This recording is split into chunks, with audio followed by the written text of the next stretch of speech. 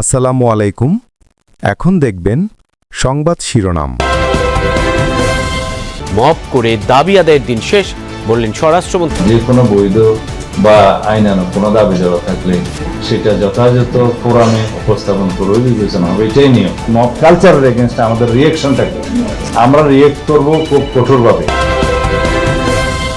আধিপত্য বিস্তারের জেরে নড়াইলের বরকুলা গ্রামে বাবা ছেলে সহ নিহত 4 আর 2 সাবেক ইউপি চেয়ারম্যানের সমর্থকদের পাল্টাপাল্টি হামলা।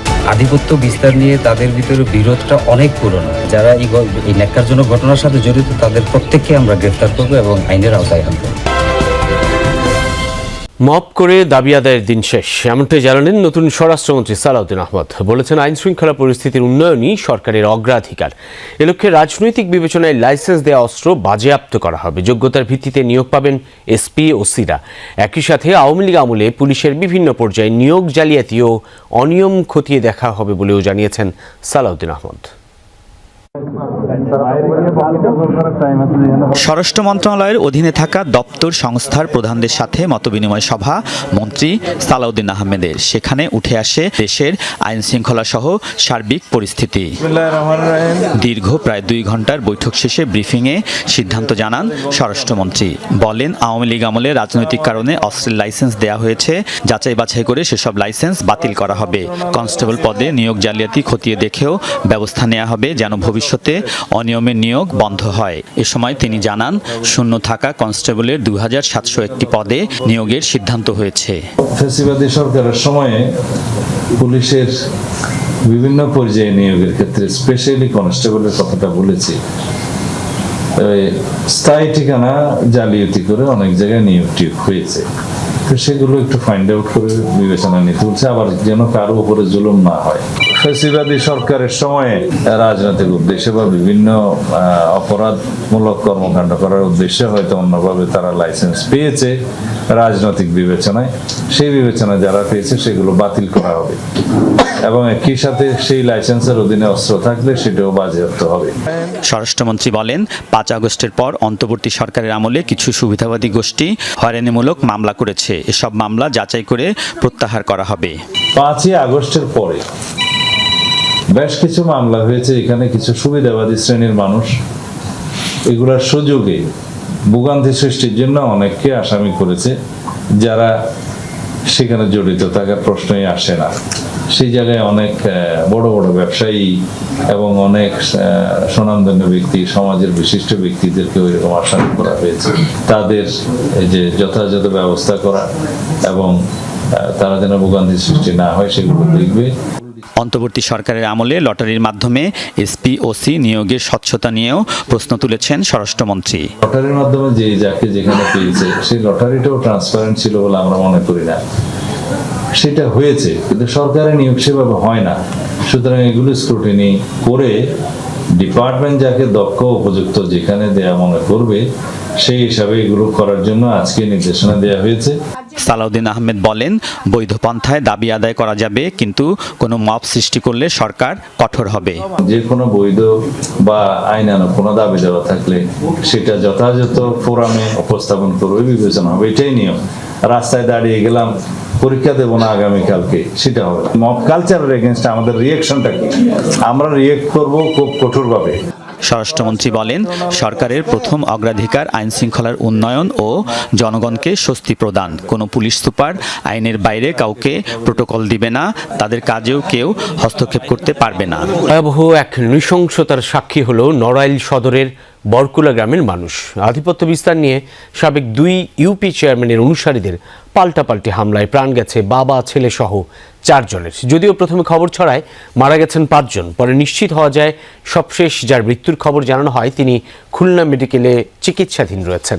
বর্তমানে এলাকার পরিস্থিতি থমথমে, মোতায়েন রয়েছে অতিরিক্ত পুলিশ। আধিপত্য বিস্তারের লড়াইয়ে রক্তাক্ত নড়াইল সদরের বরকুলা গ্রাম। দিনের আলো ফোটার আগেই তৈরি হয় বিভীষিকাময় পরিস্থিতি। পুলিশ ও স্থানীয়রা জানায় এলাকায় আধিপত্য নিয়ে সিংগাসলপুর ইউনিয়নের সাবেক 2 চেয়ারম্যান খায়রুজ্জামান মোল্লা ও উজ্জ্বল শেখের মধ্যে দীর্ঘদিন ধরে বিরোধ চলছে। এরই জেরে ভোরের দিকে খায়রুজ্জামানের লোকজন হামলা চালায় উজ্জ্বল শেখের লোকজনের ওপর। এতে ঘটনাস্থলেই নিহত হন বরকুলা গ্রামের খলিল শেখ, তার ছেলে তাহাজ্জুদ শেখ ও প্রতিবেশী ফেরদৌস শেখ। ইলেকশনের আগে বাড়ি আইছে যে কতদিন পরের বাড়িতে বেড়াবো, পরের বাড়ি কাজ হয়, ডান্ডুয়া যায়, শান্তি হয়, বাড়িতে মৃত্যু সাথে আসে মরে যাবো। আইসেই তো মনে করেন বাড়ি বাড়ি অ্যাটাক করিছে, মনে করেন বাড়ি আসছে 3টে, লোক আসছে 6টা-7টা, এবার 6টা-7টা লোক 200-300 লোক আইছে বা 200 লোক আইছে, তাহলে এবার মনে করেন 3টে লোকে কয়জন এক এক বাড়ি কয়জন ঢুকে যায়।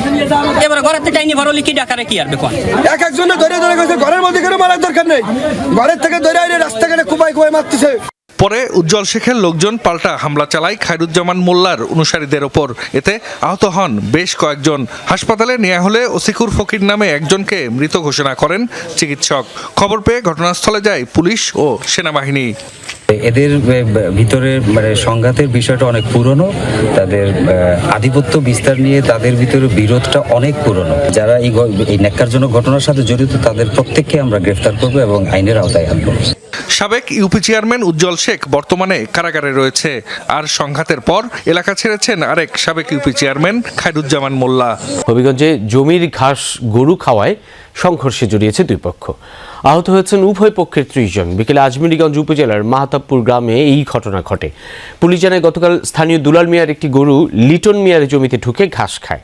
এই ঘটনায় গরুকে খুঁটিতে বেঁধে রাখে লিটন।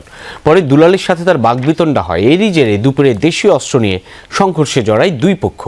সংঘাতে আহত হন উভয় পক্ষের 30 জন। পরে তাদের উদ্ধার করে হাসপাতালে ভর্তি করে স্থানীয়রা।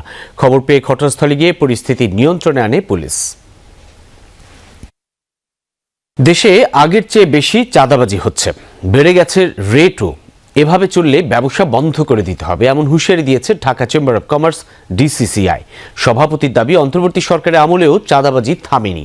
এক মুহূর্তের জন্য বন্ধ হয়নি দুর্নীতি। এ অবস্থায় ব্যাংক সুদের হার না কমালে বিনিয়োগ কঠিন হয়ে পড়বে।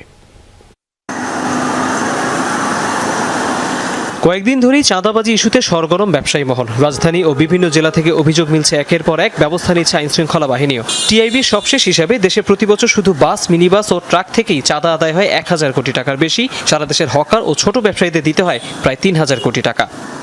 এর মতে এলডিসি গ্র্যাজুয়েশনের ফলে নতুন সরকারের কাছে ঢাকা চেম্বারের প্রত্যাশা নিয়ে আয়োজিত ব্রিফিংয়ে উঠে আসে চাঁদাবাজি প্রসঙ্গ।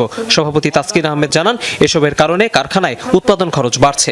যখনই যে সরকার আসে তখনই বলে আমরা সরকারি দলের লোক, আমাদেরকে এই চাঁদা দিতে হবে, আমাদের এই অনুষ্ঠান আছে পাড়ার, এই চাঁদা দিতে হবে, আমরা স্বাধীনতা দিবস অর্জন করব, আমাদেরকে চাঁদা দিতে হবে। তো এটা তো লজ্জারও কিছু নয়, ভয়েরও কিছু নয় ভাই। এরপরে যদি হয় আমরা ব্যবসায়িক মহল সব বন্ধ করে চলে যাব।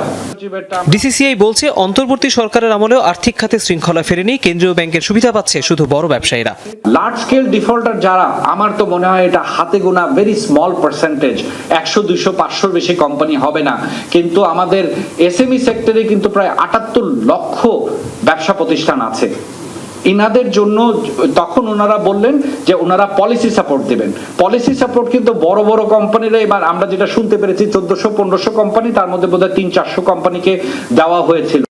যুক্তরাষ্ট্রের সাথে বিদায়ী সরকারের করা বাণিজ্য চুক্তি নিয়ে প্রশ্ন তোলে ডিসিসিআই। আশঙ্কা, রেসিপ্রোকাল ট্যারিফ শূন্য হলেও নিয়মিত 16.5% শুল্ক বহাল থাকবে।